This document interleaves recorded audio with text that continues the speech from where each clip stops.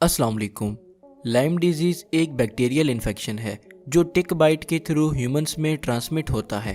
अगर किसी टिक में एक खास बैक्टीरिया बोरेलिया बर्गडॉर्फेरी मौजूद हो तो ये बैक्टीरिया टिक बाइट के थ्रू ह्यूमंस में ट्रांसफ़र हो जाता है, जो स्किन से ब्लड स्ट्रीम में इंटर होकर मुख्तलिफ टिश्यूज़ और ऑर्गन्स तक पहुंच जाता है। अगर लाइम डिजीज़ को अर्ली स्टेज में ट्रीट न किया जाए तो ये ह्यूमंस में फेस पैरालिसिस और मेमोरी लॉस की वजह भी बन सकती है। तो आइए जानते हैं कि ह्यूमंस में लाइम डिजीज़ कैसे होती है। ह्यूमंस में लाइम डिजीज़ टिक बाइट के थ्रू होती है।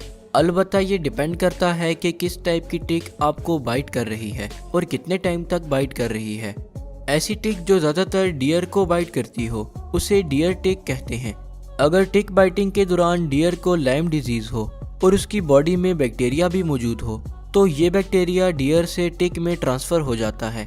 इस तरह जब डियर टिक ह्यूमंस को मुसलसल 36 से 48 घंटों तक बाइट करती है तो इससे बैक्टीरिया टिक से ह्यूमन में ट्रांसफ़र हो जाता है।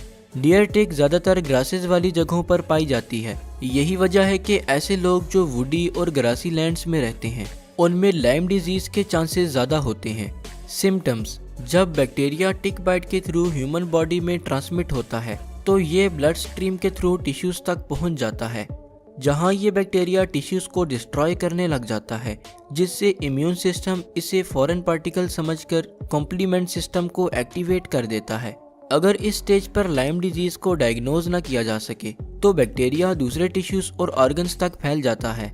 लाइम डिजीज़ के सिम्टम्स में ज़्यादातर जिस्म पर धब्बे पड़ जाना, चेहरे का फालिज, जोड़ों और हड्डियों में वीकनेस हो जाना और मेमोरी लॉस वगैरह शामिल हैं। डायग्नोसिस एंड ट्रीटमेंट: क्योंकि बैक्टीरिया के खिलाफ हमारा इम्यून सिस्टम मुख्तलिफ एंटीबॉडीज़ प्रोड्यूस करता है जिनके थ्रू लाइम डिजीज़ को डिटेक्ट करना आसान हो जाता है।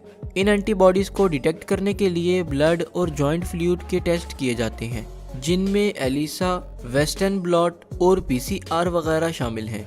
जबकि लाइम डिजीज़ को ट्रीट करने के लिए पेशेंट्स को मुख्तलिफ एंटीबायोटिक्स के कम्बिनेशन से 14 से 28 डेज़ का कोर्स प्रिस्क्राइब किया जाता है, जिनमें ज़्यादातर डॉक्सीक्लिन, एमॉक्सिसिलिन और सेफ्यूरोसीम एंटीबायोटिक्स शामिल होती हैं। अगर आपको इस वीडियो को लेकर कोई भी सवाल हो या फिर आप हमें कोई टॉपिक सजेस्ट करना चाहते हो तो आप हमें हमारे फेसबुक पेज के थ्रू रीच आउट कर सकते हैं, जिसका लिंक आपको वीडियो के डिस्क्रिप्शन बॉक्स में दे दिया जाएगा। शुक्रिया। अल्लाह हाफिज़।